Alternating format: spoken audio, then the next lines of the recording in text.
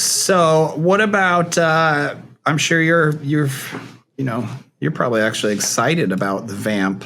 Might be one of the few people that are actually looking forward to this. That's your real advanced sales force. But what are your thoughts on, now that we're into it, what are your thoughts on VAMP overall? Welcome to the Payments Experts Podcast, a podcast of Global Legal Law Firm. We hope you enjoy this episode. Really excited today. We've got in studio joining us our managing partner of the law firm, James Huber, as well as our special guest joining us from Israel, Ben Herut of ChargeFlow. You can find Ben over at chargeflow.io. Ben, we're really excited for you to make this podcast with us. We get the fun topic of talking about your business and chargebacks and that whole world. Welcome. Thank you so much. Thank you for having me. Yeah, Ben, why don't you tell us, I'm always curious about how people find themselves in this industry, because once you're in, there's really no getting out. It's like the Crips. Yeah, that's true. So actually, it's a funny story, right? We talked about previously about how we got into the business. And to be honest, I started as an electronics engineer. So I worked for about 3 years in an electronics firm, R&D. And then I moved into analytics, and then I went to a honeymoon with my wife in Mexico. And then she saw on Instagram a post by a friend saying that she just relocated to London. And my wife said, you know what? It sounds interesting to live in Europe. Now, me as a child, I lived for 6 years in Paris. So I was kind of accustomed to living in Europe. So you know what? Let's give it a try. So we actually started looking for opportunity. And then I found one as a risk analyst in an acquirer bank in Germany. So your wife saw someone on Instagram and got jealous and was like, we're moving halfway around the country. Yeah, exactly. And this is how it started, essentially. Then once, as you mentioned, once I went in, there's no going back. There's no going back. So you were a risk analyst. What were you doing at the bank specifically, generally? Well, everything, to be honest, from monitoring risk from merchants and doing compliance and underwriting and KYC and whatnot, everything that had to be done. I did it for about 2 years. Then I moved to an issuer bank in Germany as well, N26. It's an Austro-German bank. Then I also managed the chargebacks and card fraud prevention teams. And I just continued from there. And you realize, like a lot of people, after you've worked at the bank for a few years, when you're working with all these people and you're going, well, they're making a whole lot more money than I am. Yeah, to be honest, one of my latest positions before the current one, I actually opened an EMI in the Netherlands with a partner, and it was in a high-risk space. And this is where you do actually make the real money. Right. But it's risky. But it's risky. Yeah, high risk, high reward. Are you running cross-border with the U.S.? So we currently at ChargeFlow, we do have a team situated in New York. They've got an office. We've got some people in Canada and Europe as well. And the main headquarters are in Israel. So we do actually all over the place. I try to get as much into conferences, Europe and the US, and just, getting together with the payment experts whenever I can. Well, why don't you tell us about ChargeFlow then? Right. So essentially, ChargeFlow helps merchants recover lost revenue and reduce chargeback complexity. The idea is that we understand the domain itself, and we've developed an internal tool that uses agentic workflow, but real AI, not like everybody like to use this buzzword. So I essentially, part of the time, I actually prompt engineering some agents, and we are able to, provide a hands-free solution for merchants that deal with chargeback issue. And to be honest, anyone who uses cards for the payments has a chargeback issue. Right. So is it helping with the dispute the chargeback? Is it helping trigger reversals? Is it, stopping them before it happens? So all of the above. Essentially, we come in post-payment. Right, we've got the whole prepayment set up. You've got different fraud prevention firms, but we go just after the payment was approved, And essentially before it was, let's say, fulfilled. If we're talking about physical goods, then before the goods were shipped. So we have a very unique product that we've just developed that sort of like aggregates risk signals to essentially tell the merchants whether a payment was risky or not, and then gives them a chance to either cancel it or require additional verification. Then we move on to the alerts. And by alerts, I mean TC40, AutoCAS, CDRN, RDR, and all this good stuff. And then if, everything still passes through, then we've got the chargeback recovery product. So yeah, anything after the payment was made. How do you deal? So, I can appreciate it as, before the goods are sold, but how do you deal with a company that's selling like a financial product? So let's say like a real estate investment company of, here I'll process $1 million on my debit card to invest in this real estate. How would you help someone like that? So essentially, it really depends on the merchant itself. If they have some sort of a mechanism that requires some time before the payment is actually processed, and then and between the providing access to whatever the non-physical good is, then we are able to step in, and we have some sort of a consortium of data from all of our merchants, and we process a little over 15,000 merchants. So we've got a big knowledge base and data that we can utilize, and then we are able to incorporate both behavioral signals, just data-related signals, as well as chargeback signals, which is something that mostly lacking in the fraud prevention firms. They do not see the after the payment was done.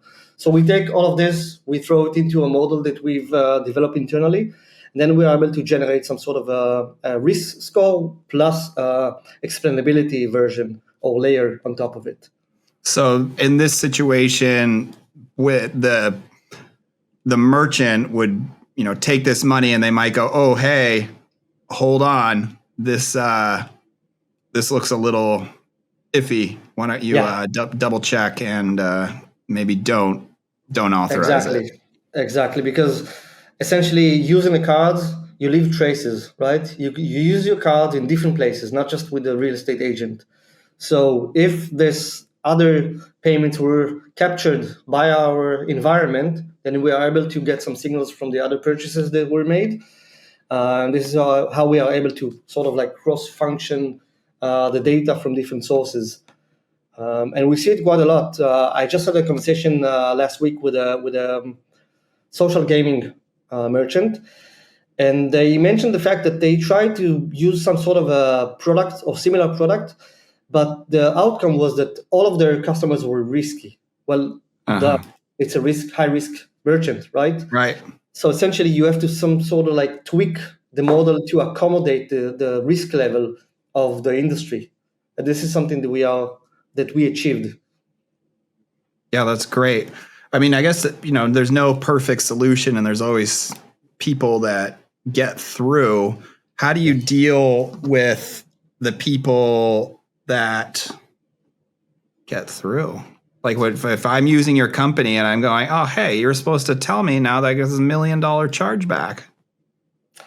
Well, it really depends on the risk appetite of the merchant itself, right? Some merchants would like to, just refund everything which is risky. Anything that we get an RDR for something, just refund it and let it be done with.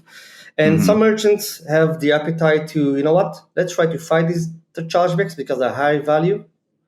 So it's really up to the preference of the merchant itself. And then does your company help with fighting the chargebacks too? Yeah, definitely. So what we did is we developed like an internal mechanism that uses agentic workflow.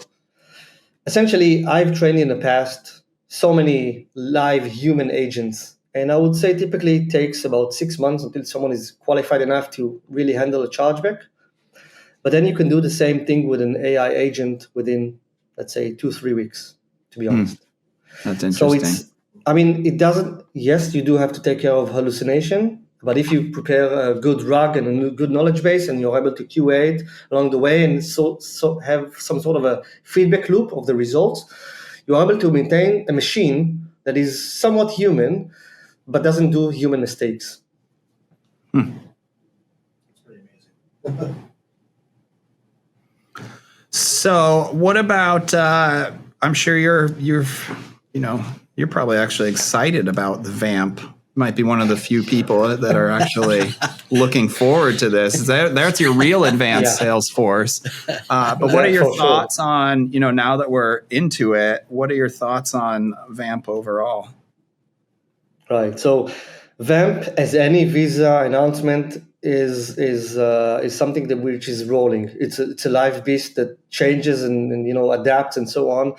And usually when they post the initial announcement, then nobody understands it. Then they do some recalibration, then still nobody understands it. So it's the back and forth. But essentially, the idea is that now acquirers and processors are going to be accountable for managing the risk, their portfolio. And one of the biggest mistakes that I see merchants doing is saying, you know what, my thresholds are now so high. I'm not even close to 1,000 chargebacks, right? Or TC40 and TC40. I'm not even close to 1.5%. So I'm fine. Nobody cares. But then the reality strikes. And then essentially, since the PSP itself has a much lower threshold, like 0.3, 0.2, it means that any merchant which higher than 0.2, 0.3 is going to negatively impact the PSP itself, which means that without any written regulation, the PSP might, block out payouts, right? Close accounts, just do risk assessment and so on. So it's like, merchants need to understand that even though they're not close to the ratio, they are going to be impacted. That's right. Yeah, I mean, I think that's the scary thing, because I talk to big ISO owners, and they're going, "Oh, we're low risk. What do we care?" And I'm like, "Do you know which bank you were at?" They might. Which bank was it? Well, it doesn't matter. So any of the banks, because it's at the bin level. So I think it's way more problematic. But to your point, they'll roll it out. If it blows up like everybody, like it, I guarantee it will. If it's enforced in its current structure, then they'll just change it. Right. So essentially it started on the 1st of October, the enforcement period, and I've already received letters from PSPs to merchants saying, you know what, you guys are too risky. Provide us with a mitigation plan, even though they're nowhere in close to the threshold. Wow. Right. Yeah, you just want that good stuff. So I feel like I've learned enough. What else do you want to tell us about ChargeFlow? You get the last word. Okay, so I mean, essentially, as I mentioned, ChargeFlow, we've built like a universal solution for merchants and the PSPs or the platform that support those merchants. Chargebacks are manual, chargebacks are confusing, and chargebacks are not the main business of a merchant, right? They should focus on selling whatever they sell, not on doing chargebacks. I always give this example. If you're sick, you're going to go to the doctor. If you have a lawsuit, you're going to go to a lawyer. You're not going to try to represent I mean, you can, but you know how the outcome will be. Mm-hmm. So all we do is we do chargebacks recovery and prevention. So the idea is that we are on top of all the changes. You mentioned VAMP. There are so many changes. Every 6 months or so, the card schemers are having a different announcement coming out. So we get this all into our models, and we try to provide like a full hands-free solution for merchants. They could be involved if they wanted. It's fully customized, but the idea is that we just take this burden off and let them focus on actually revenue production. All right, great. Well, thanks for coming on. We like to keep these short because at the end, Jeremy always says, "Thank you for listening to this go on and on and on." But yeah, thanks for coming on. I think your product is definitely something that people can benefit from and then also be a little bit scared of. Yeah, hopefully both. And thank you so much for having me. It was a great pleasure. All right. Thanks, Ben. Thanks so much, Ben. And as James mentioned, thank you for listening this long to the Payments Experts Podcast, a podcast of Global Legal Law Firm. Please go visit our special guest, Ben Herut, over at chargeflow.io. All the information down below. And as always, we will see you on the next one. Bye-bye. Thank you for listening to this episode of the Payments Experts Podcast, a podcast of Global Legal Law Firm. Visit us online today at globallegallawfirm.com. Matters discussed are all opinions and do not constitute legal advice. All events or likeness to real people and events is a coincidence.